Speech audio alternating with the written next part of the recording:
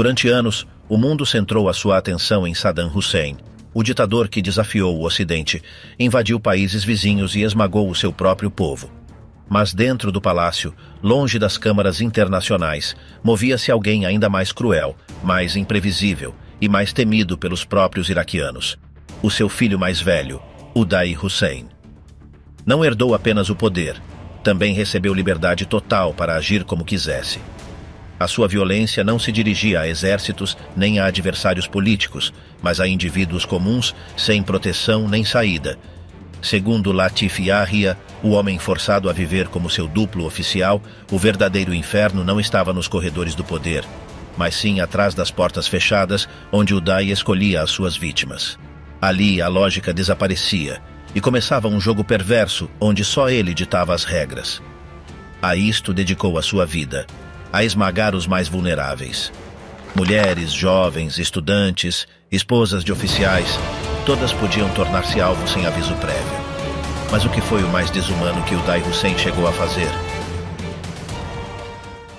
Desde o início, o regime iraquiano girou em torno da figura de Saddam Hussein, um homem que se assegurou de consolidar o poder em todos os aspectos da vida nacional.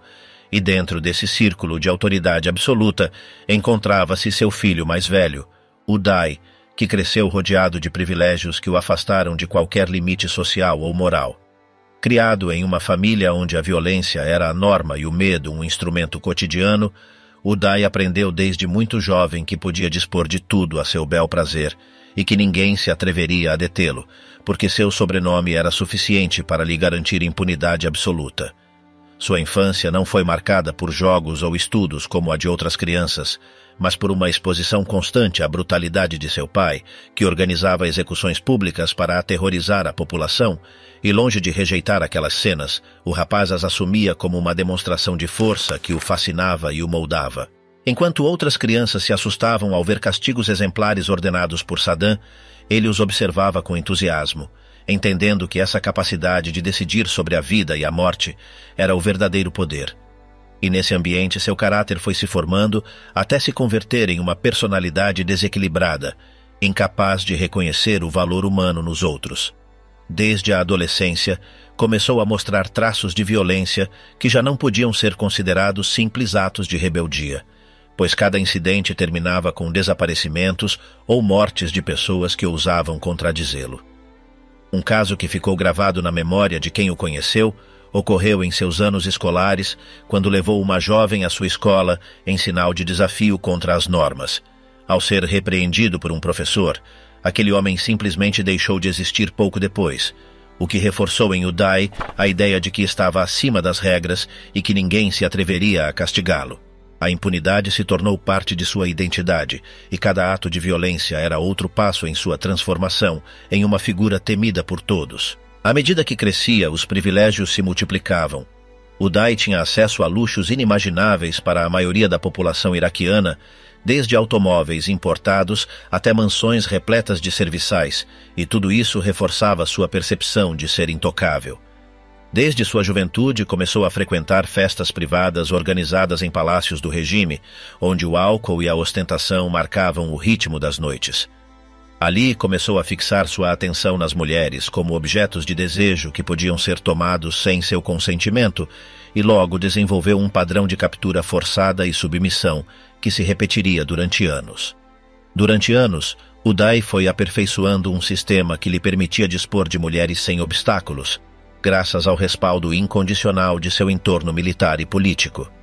Essas práticas não surgiram de um dia para outro, mas foram o resultado de uma educação deformada e um contexto em que a violência era celebrada como mostra de poder. O ambiente familiar tampouco oferecia contenção. Sua mãe, Sajida Talfa, prima e esposa de Saddam, protegia constantemente seu filho mais velho das consequências de seus atos, intercedendo quando seu esposo mostrava irritação pelos excessos do jovem, e essa defesa incondicional contribuiu para que Uday se sentisse livre para fazer o que quisesse. Assim, a estrutura de poder do regime não só lhe abriu as portas a posições de autoridade, mas também lhe concedeu cobertura política e social para que seus crimes ficassem silenciados. Os funcionários militares e burocratas do Estado sabiam o que ocorria, mas o medo de represálias tornava impossível qualquer denúncia. Dessa maneira, cada vez que uma família tentava reclamar pelo desaparecimento de uma filha, terminava sendo ameaçada ou castigada, o que fortalecia a cultura do silêncio que permitiu que o horror se estendesse sem freio. Em paralelo, Uday foi assumindo cargos visíveis dentro do regime, apresentando-se como uma figura jovem que representava a continuidade do poder familiar. Foi nomeado responsável pelo Comitê Olímpico Iraquiano e pela Federação de Futebol, cargos que utilizou para impor um regime de terror sobre os atletas, muitos dos quais foram espancados, encarcerados ou até mesmo assassinados por não cumprirem com suas expectativas esportivas. Embora essa faceta brutal seja amplamente recordada, por trás dos muros de seus palácios se desenrolava um cenário ainda mais macabro: a utilização sistemática de mulheres como vítimas de um aparato de submissão pessoal. Aquelas instalações, que deviam simbolizar modernidade e prestígio, converteram-se em centros onde reinava o abuso estrutural, e nelas Uday exercia um controle absoluto sobre a vida de cada mulher que era levada ali. Os testemunhos posteriores, recolhidos por ex-colaboradores e documentos judiciais, coincidem em que sua forma de agir se tornou previsível para quem o rodeava, embora ninguém se atrevesse a intervir. Uma vez dentro de seus domínios, a vítima não tinha saída.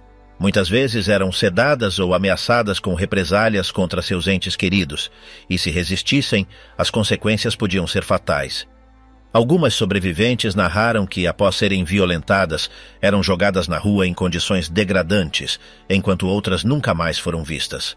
Calcula-se que dezenas, e inclusive centenas de mulheres, desapareceram naqueles anos, embora o número exato seja impossível de estabelecer devido ao hermetismo do regime e à destruição de provas após a invasão estrangeira, que terminou com o governo de Saddam. O que sim está claro é que o padrão de comportamento de Uday não foi um segredo isolado, mas uma prática conhecida dentro dos círculos do poder, tolerada por medo e conveniência. O relato de Latif Yahia, o homem obrigado a ser o duplo de Uday, traz detalhes que confirmam essa dinâmica. Segundo suas memórias, ele acompanhava Uday a hotéis de Bagdá, onde selecionava mulheres à vista de todos, ordenando que fossem levadas ao seu carro sob ameaça de morte. Em muitas ocasiões, Yahia presenciou como o filho do ditador se rodeava de jovens durante festas intermináveis carregadas de álcool, e como aquelas reuniões terminavam em cenas de maus-tratos impiedosos que ninguém se atrevia a questionar. A narração descreve com clareza como as orgias se combinavam com episódios de extrema crueldade e como as vítimas eram tratadas como simples objetos descartáveis. Esse tipo de episódios não eram excepcionais, mas parte de uma rotina diária onde a degradação humana se convertia no centro da diversão de Uday. O poder de Uday não se limitava às suas residências privadas. A Guarda Republicana e os serviços de inteligência colaboravam com suas ordens, garantindo que nenhuma mulher pudesse escapar de seu controle. Motoristas, médicos e oficiais eram parte de uma rede de cumplicidade que assegurava que as vítimas fossem capturadas, ocultadas e apagadas sem deixar rastros. Os médicos eram obrigados a encobrir consequências físicas derivadas desses abusos, e, em alguns casos, se encarregavam de intervir para eliminar qualquer evidência futura. Tudo estava desenhado para que as ações de Uday ficassem fora de qualquer registro oficial, e quem tentava resistir era castigado severamente. Essa engrenagem institucionalizada converteu as mulheres nas principais vítimas de um sistema que funcionava à medida de um indivíduo sem escrúpulos. Diferentemente de outros líderes autoritários que escondiam seus crimes, ele o fazia com total descaramento, apoiado por ajudantes que sabiam perfeitamente que papel tinham: buscar, identificar, trasladar e silenciar. Os relatos mais consistentes coincidem em que Uday não precisava justificar seus atos, só assinalava com o dedo uma jovem na rua, em um espetáculo ou em um salão, e a maquinaria se punha em marcha. Muitos desses sequestros ocorriam na frente de testemunhas, em universidades, recepções oficiais ou eventos desportivos, onde as mulheres eram levadas à força por escoltas vestidos de civil ou soldados com uniforme de gala. Em algumas ocasiões, nem sequer era preciso a força. Bastava com um convite assinado por seu nome para que as famílias, por medo ou conveniência, enviassem suas filhas acreditando que se tratava de um reconhecimento ou de uma oferta de trabalho. Uma vez dentro dos recintos privados de Uday, já não havia volta atrás. As mulheres eram trancadas em quartos sem janelas, vigiadas por guardas que cumpriam ordens sem questionar. Se alguma se resistisse, era maltratada, sedada ou intimidada com represálias contra seus pais ou irmãos.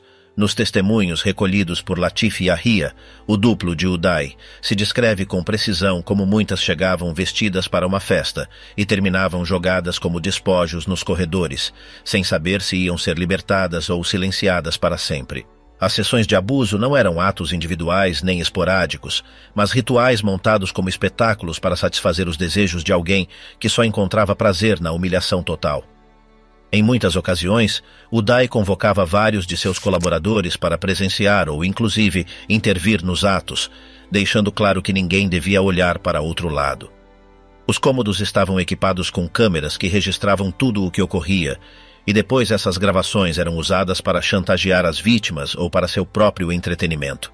Se alguma mulher tentasse escapar, era perseguida pelos serviços de inteligência e devolvida como um troféu ferido, com consequências ainda mais cruéis que a primeira vez.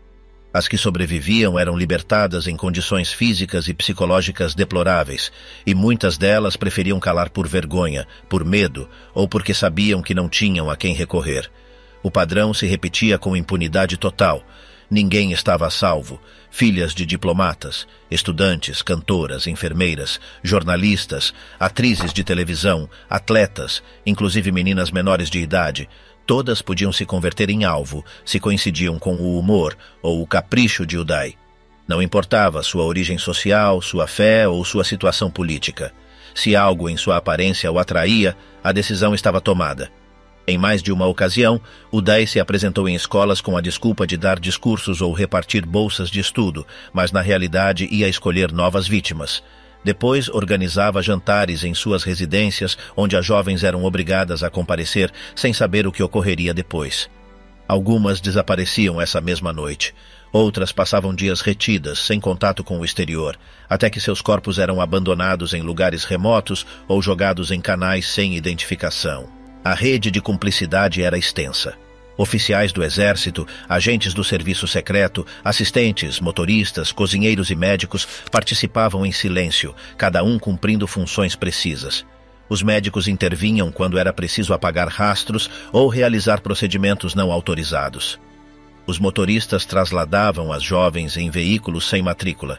Os cozinheiros preparavam banquetes que disfarçavam o que estava a ponto de ocorrer. Inclusive, havia estilistas encarregadas de maquiar e vestir as mulheres segundo os caprichos do filho do ditador. Todos sabiam que desobedecer podia lhes custar a vida. Ninguém falava. O medo era absoluto, como um gás invisível que percorria todo o sistema. Um dos episódios mais cruéis, relatado em The Devil's Double, começou após uma cerimônia desportiva.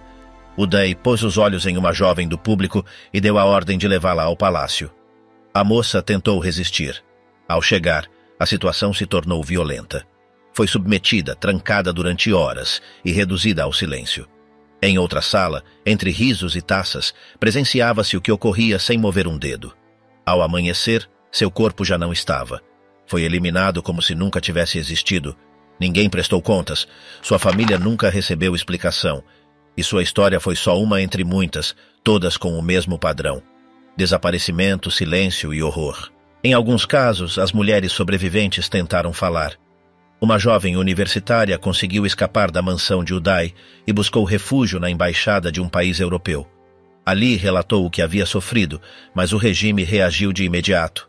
A embaixada foi pressionada, sua família foi ameaçada e ela terminou sendo deportada. Nunca mais se soube dela. Outras mulheres acudiram a clérigos ou médicos para pedir ajuda, mas estes não podiam fazer nada.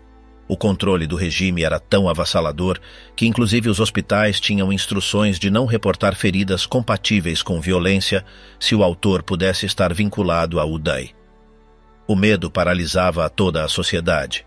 As famílias sabiam que perguntar por uma filha desaparecida podia lhes custar a vida a todos. Um dos aspectos mais perturbadores desse sistema era sua regularidade.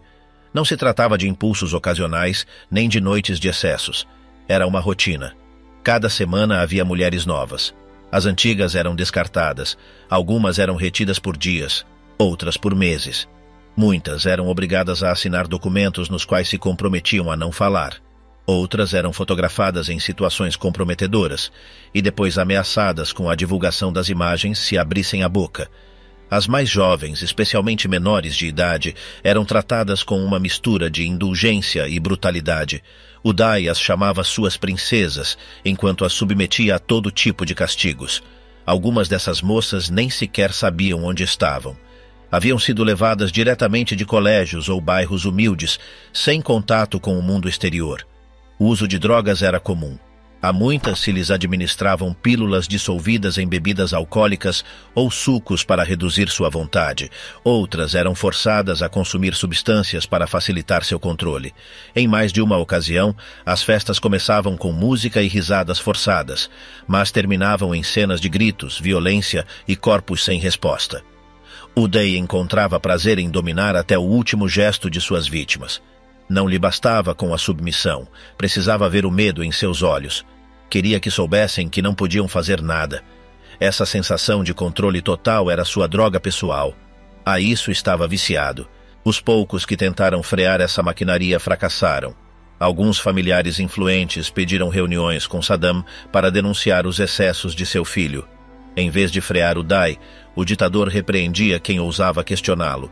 Em outras ocasiões, altos comandos do exército ou do partido Baas comentaram em privado sua preocupação, mas terminavam sendo rebaixados, exilados ou assassinados em acidentes. Uday era intocável. Inclusive depois de cometer crimes à plena luz do dia, como o de seu ajudante pessoal, Kamel Rana, nunca enfrentou consequências reais. Essa impunidade alimentou ainda mais seu sentido de poder ilimitado, e as mulheres, presas nesse ciclo de terror, não tinham escapatória. Enquanto o regime se decompunha lentamente, as práticas de Uday se tornavam mais cruéis. Durante os anos 90, após as sanções internacionais e o isolamento crescente do Iraque, os desaparecimentos aumentaram. Calcula-se que só em Bagdá, dezenas de adolescentes foram vistas pela última vez saindo de seus colégios para carros oficiais. Algumas conseguiram escapar e falar em segredo com jornalistas estrangeiros, mas essas reportagens eram censuradas ou ignoradas. O horror era tão grande que muitos preferiam não acreditar. Inclusive, depois da invasão, muitos detalhes ficaram sem esclarecer por falta de provas completas. A falta de documentos, a destruição deliberada de provas e o temor dos sobreviventes dificultaram reconstruir a magnitude real do dano.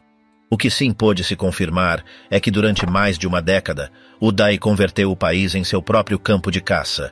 Usou as mulheres como objetos descartáveis, impôs o medo como método de controle e estendeu sua influência para além dos palácios, em universidades, hospitais, hotéis, clubes, embaixadas, estações de televisão. O rosto de uma mulher que o atraísse era suficiente para pôr em marcha uma cadeia que terminava em abuso ou morte. Ninguém podia escapar. E ninguém estava disposto a enfrentá-lo. O que para qualquer pessoa seria uma celebração ou um evento social, no universo de Uday Hussein se transformava em uma desculpa para desencadear uma violência planejada. As festas em suas mansões eram espetáculos montados com precisão, onde tudo estava projetado para satisfazer seus caprichos e alimentar sua necessidade de poder absoluto. Eram realizadas com frequência em salões de luxo cobertos de cortinas escuras, rodeados de câmaras ocultas, com mesas transbordando de comida importada, licores caros, músicos contratados e dezenas de jovens selecionadas por sua aparência. Muitas dessas moças eram escolares obrigadas a comparecer, enganadas com a promessa de um prêmio acadêmico, uma bolsa de estudos ou uma entrevista de trabalho. Outras eram atrizes locais, apresentadoras de televisão, inclusive filhas de funcionários que não se atreviam a se opor. O ambiente no início era tenso, mas disfarçado de cortesia. As mulheres chegavam vestidas com roupas de gala que muitas vezes não tinham escolhido. Uma vez dentro, eram repartidas em grupos segundo o gosto de Uday, que observava de um canto, fumando, bebendo ou brincando com uma arma sobre a mesa. Bastava um gesto de sua parte para que alguém fosse levado a um cômodo privado. Às vezes, desapareciam por horas, outras não voltavam nunca. As que voltavam o faziam cambaleando, com o olhar vazio, muitas sem sapatos ou com as roupas desarrumadas. Ninguém perguntava. O resto fingia que não via. Essa era a única forma de sobreviver à noite. As drogas e o álcool eram parte essencial do mecanismo. As bebidas eram adulteradas com substâncias que debilitavam a vontade. Uday preferia as vítimas indefesas, confusas, incapazes de reagir. Também utilizava opioides e tranquilizantes para prolongar os efeitos. Em algumas ocasiões, ordenava que as mulheres se despissem diante de todos, enquanto ele lançava comentários vulgares, as humilhava com jogos forçados ou as ridicularizava se choravam. Se alguma se atrevesse a se negar, recebia um golpe com um bastão, uma bofetada ou uma ameaça direta com uma pistola. Havia sempre armas à vista. Algumas eram decorativas, outras não. Usava-as para controlar, intimidar e, em mais de uma ocasião, para disparar sem aviso prévio. Um dos casos mais cruéis narrados por seu duplo, Latif Yahia, ocorreu durante uma festa na qual Uday se sentiu ofendido pela risada contida de uma jovem. Acreditou que ela estava zombando dele. Mandou parar a música, fez a moça se ajoelhar no meio do salão e a açoitou com um cinto de couro enquanto os convidados olhavam sem intervir. Depois, ordenou que lhe servissem outra taça como se nada tivesse ocorrido. Essa mistura de violência e banalidade era constante. Os castigos por olhar mal, não obedecer, rir sem permissão ou simplesmente não o agradar eram imediatos e brutais. Alguns terminavam com mulheres jogadas pelas escadas, trancadas sem comida durante dias ou diretamente eliminadas sem deixar rastro. O sadismo de Uday não tinha limites. Um dia podia dar a uma vítima um carro de luxo, joias ou um apartamento. No seguinte, destruir-lhe o rosto por um gesto que o desagradara. Ele manejava o medo como uma ferramenta cirúrgica. Sabia exatamente como manter as mulheres e seu entorno em um estado de alerta permanente. As câmaras escondidas eram seu recurso favorito. Tudo ficava gravado. As imagens alimentavam seu arquivo privado, acumulando horas de humilhação convertidas em troféus pessoais. Ninguém queria aparecer nessas gravações. Sabiam que, se desobedecessem, essas imagens podiam ser enviadas a seus pais, maridos ou inclusive publicadas na televisão. A criação de seu harém secreto não foi uma exageração retórica, mas uma estrutura organizada. Tinha várias residências destinadas exclusivamente ao alojamento de mulheres que devia rotacionar segundo o seu estado de ânimo. Algumas eram mantidas por semanas, outras por anos. Viviam sob vigilância, sem telefones, sem acesso à imprensa, com guardas treinados para impedir qualquer tentativa de fuga.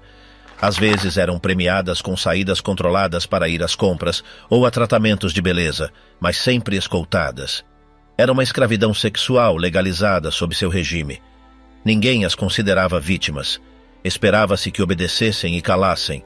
Entre suas vítimas, havia mulheres que alguma vez foram parte de seu círculo íntimo, amantes que se tornaram incômodas, amigas que tentaram impor limites ou que se atreveram a confrontá-lo. Todas terminaram mal. Algumas foram encontradas sem vida, com sinais de violência extrema. Outras simplesmente desapareceram sem deixar rastro. A história do assassinato de seu valet pessoal, Kamel Rana, não foi um fato isolado, mas o reflexo do que podia ocorrer quando alguém traía sua confiança ou cometia o erro de contradizê-lo. A violência era sua forma de estabelecer hierarquias. Quem participava de suas festas sabia. Estavam ali para cumprir ordens, aplaudir, beber, calar, e, se era necessário, participar ativamente dos abusos. O círculo mais próximo a Uday, formado por guarda-costas, secretários, médicos, operadores de câmara e motoristas, cumpria funções específicas dentro desse sistema. Alguns ajudavam diretamente a selecionar as mulheres, outros limpavam os cômodos depois de cada sessão, e uns poucos se encarregavam de se desfazer dos restos. Embora soubessem que o que faziam era criminoso, nenhum se atrevia a denunciá-lo. Todos sabiam o que lhes esperava se falassem. Alguns que tentaram fugir foram localizados em outros países e eliminados. Outros simplesmente desapareceram do registro público. O terror se sustentava não só pelo castigo, mas pela certeza de que não havia saída. Em um testemunho posterior à queda do regime, um ex-colaborador relatou que Uday tinha uma lista codificada onde marcava a cada vítima com uma pontuação. Havia cores para indicar se a moça era obediente, se era preciso sedá-la mais, se podia ser reutilizada ou se devia ser eliminada. Essa desumanização absoluta transformava as mulheres em mercadoria descartável. Não existia empatia, não existia limite, só a vontade de alguém que acreditava estar acima de qualquer lei. E enquanto isto ocorria dentro dos muros de suas mansões, nas ruas de Bagdá se tecia uma rede de rumores que ninguém se atrevia a confirmar. As famílias sabiam que havia coisas das quais não se podia falar. Os jornalistas que tentavam investigar eram detidos. As mulheres que sobreviviam não sabiam em quem confiar. Inclusive, os embaixadores estrangeiros evitavam intervir por medo de provocar incidentes diplomáticos. Uday o sabia, e essa certeza de que podia fazer qualquer coisa sem pagar consequências alimentou ainda mais sua crueldade. O atentado que deixou Uday Hussein gravemente ferido em 1996 não o deteve, como muitos esperavam. Seu corpo ficou permanentemente afetado, com uma claudicação visível e sequelas neurológicas, mas sua brutalidade apenas se aguçou. Se antes desfrutava de controle físico total, agora despejava sua raiva e frustração em formas ainda mais impiedosas de domínio. As sessões de abuso tornaram-se mais erráticas, os castigos mais desmedidos e os impulsos mais imprevisíveis. Embora sua presença pública tenha diminuído, suas festas privadas, seus sequestros e seus atos de terror continuaram com o apoio incondicional de seu círculo de leais. Enquanto isso, o Iraque começava a desmoronar sob o peso das sanções internacionais impostas após a Guerra do Golfo. A população sofria escassez de alimentos, cortes de eletricidade, colapso hospitalar e um empobrecimento generalizado. Mas nos palácios do clã Hussein, o desperdício permanecia intacto. Uday, de sua cadeira especial, organizava banquetes, continuava documentando seus abusos para consumo próprio e mantinha sua rede de cumplicidades ativas. A televisão estatal evitava mostrar sua deterioração física, mas os rumores circulavam. Que já não conseguia manter relações sem ajuda médica, que tomava coquetéis de drogas ainda mais fortes, que sua instabilidade o tornava mais perigoso do que nunca.